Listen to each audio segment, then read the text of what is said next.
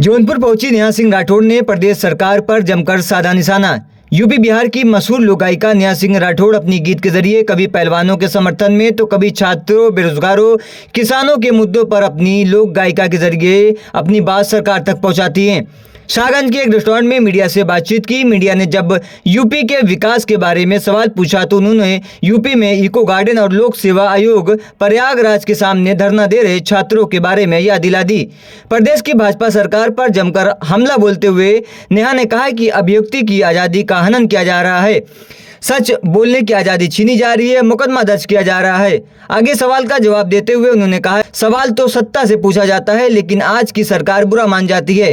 Paper leak हो जाता है, छात्र प्रदर्शन करे तो लाठियां पड़ती हैं।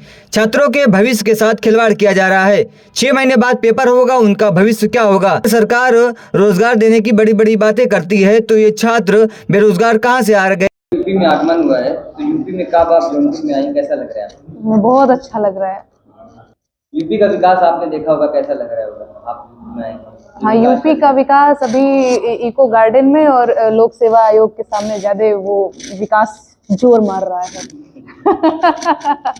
जी, आपने अभिव्यक्ति की आज़ादी की बात की। आप लोकगीतों के माध्यम से समाज की बातों को सत्ता के सामने रखती है। इसके बावजूद आप पर FIR दर्ज कराई जाती है, कुछ लोगों को ये चीजें बुरी लगती है। तो अभिव्यक्ति की आज़ादी का हनन तो नहीं हो रहा है? हाँ, एग्जैक्टली यही बात है। ये तो अभिव्यक्ति की आज़ादी का हनन ही है। जैसे हमें बोलने का अधिकार है या फिर हमको किसी चीज़ की दिक्कत है, तकलीफ है, तो जो जिम्मेदार आदमी है हम उसी से सवाल पूछेंगे ना कि भैया हमारे यहाँ पे ये दिक्कत है ना। चाहे अभी अगर पेपर लीक हो गया है तो बच्चे जाकर के धरना प्रदर्शन कर रहे हैं कि भाई हमको रोजगार चाहिए, या फिर पेपर जो है वो निरस्त करो, दोबारा से री एग्जाम कराओ, सारी चीज़ें। तो हाँ, अब उसके बदले में पुलिस डंडा मार के भगा दे, वो एक अलग बात है। या फिर मैं अगर गीत गा दूं, यूपी में काबा सवाल पूछ दूं तो मेरे ऊपर FIR दर्ज हो जाए, तो ये तो बिल्कुल अभिव्यक्ति की आज़ादी का हनन है। यहाँ पे जो गवर्नमेंट की नई नई वैकेंसी आती है, कहीं न कहीं जितने भी पेपर होते हैं लीक हो जाते हैं। क्या आपको लगता है ये सरकार की विफलता है?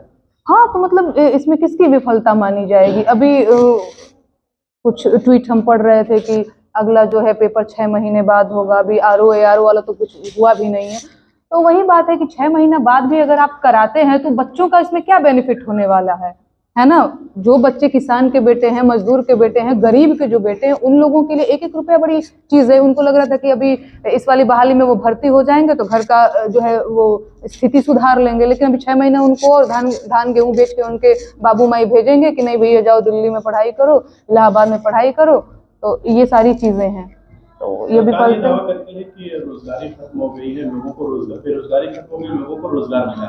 अभी पुलिस भर्ती के सामने जो है 50 लाख लोगों ने फॉर्म अप्लाई किया, 48 लोगों ने इम्तिहान दिया। तो क्या इसमें नहीं लगता आपको कि बेरोजगारी ही इतने लोगों ने फॉर्म अप्लाई किया? नहीं, वही तो मैं कह रही हूँ। सरकार क्या कहती है उसकी तो बात ही छोड़िए। सरकार ने तो ये भी कहा कि भाई कहाँ कोरोना के टाइम पे कहाँ ऑक्सीजन की कमी थी, कहाँ सिलेंडर की कमी थी, कहाँ सारे लोगों को बड़ी अच्छी सुविधा मिल रही थी। जबकि ये मेरे घर में हुआ है, मेरी सास जो है एक्सपायर कर गई क्योंकि रेमडेसिविर नहीं मिला।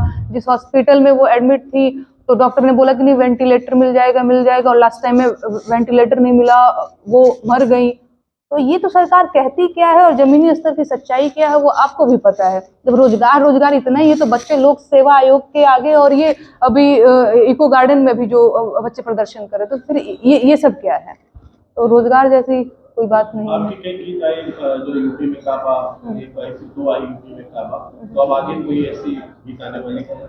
हाँ, बिल्कुल आएगा। मैंने तो एक पोस्टर भी रिलीज किया हुआ है, लोग क्या बोलते हैं, देसवा में काबा 24 में काबा। तो अभी मैंने उसको लिखा नहीं है, लेकिन बहुत जल्द 24 में काबा, देसवा में काबा रिलीज होगा।